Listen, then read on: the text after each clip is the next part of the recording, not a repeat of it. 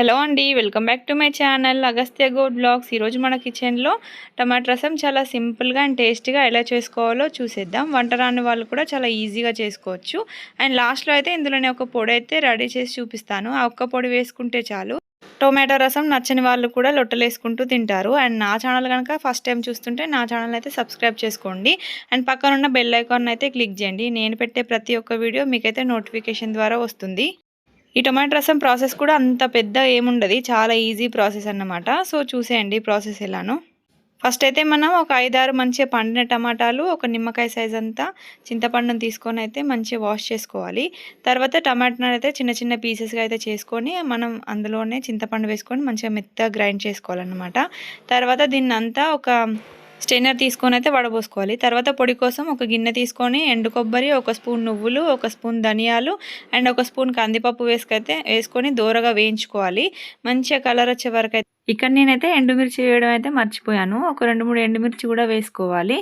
And taste మాత్రం చాలా బాగుంటుంది. మంచిగా వేగిన తర్వాత మిక్సింగ్ జార్లో వేసుకొని ఫైన్ పౌడర్ లాగా అయితే మిక్సీ పట్టుకొని ఒక చిన్న గిన్నెలోకి ట్రాన్స్ఫర్ చేసుకోవాలి.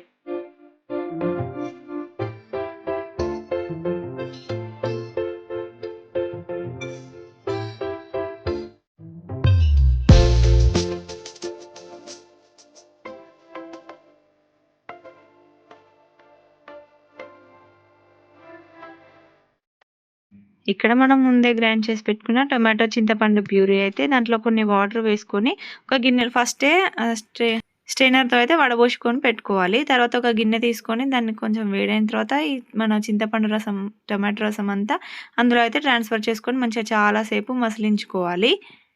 అలా ఒక 5-10 మినిట్స్ మంచిగా మసిలిన తర్వాత అందులోకి ఉప్పు, కారం, ఇంకా మనం ముందే మిక్సీ పట్టుకున్న పొడి అయితే వేసుకొని మంచిగా కలుపుకోవాలన్నమాట. ఒక 5 మినిట్స్, ఇంకో 5 మినిట్స్ మసిలించుకోవాలి.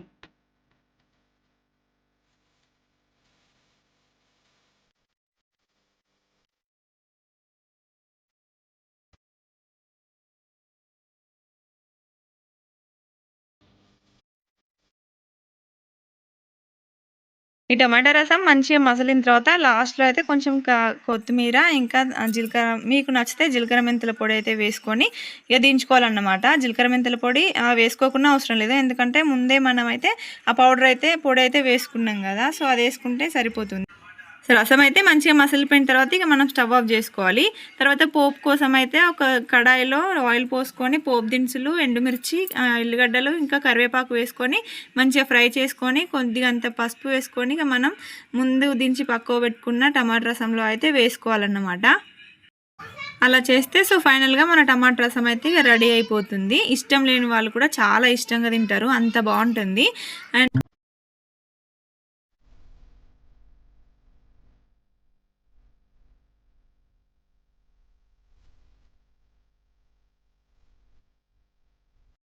ఈ టమాటా చారైనా, సాంబార్ అయినా, ఇంకా పులుపువి సంబంధించినవి ఏదైనా చల్లారిన తర్వాత తింటేనే చాలా టేస్టీగా ఉంటుంది కదా. సో టమాటా చారు కూడా మంచిగా చల్లారిన తర్వాత ఇక వేడివేడి అన్నంలో ఒక 1-2 గంటలు అలా పోసుకొని తింటే చాలా టేస్టీగా ఉంటుంది. అండ్ వంటలు రాని వాళ్ళు కూడా చాలా ఈజీగా చేసుకోవచ్చు. సో చూసారు కదా, ఇదే అండి టమాటా రసం. అండ్ మీలో ఎంతమందికి టమాటా రసం చేయొచ్చో కామెంట్ చేయండి. అండ్ నా వీడియో కనుక నచ్చితే లైక్ అండ్ సబ్స్క్రైబ్ చేసుకోవడం మర్చిపోకండి. Thank you.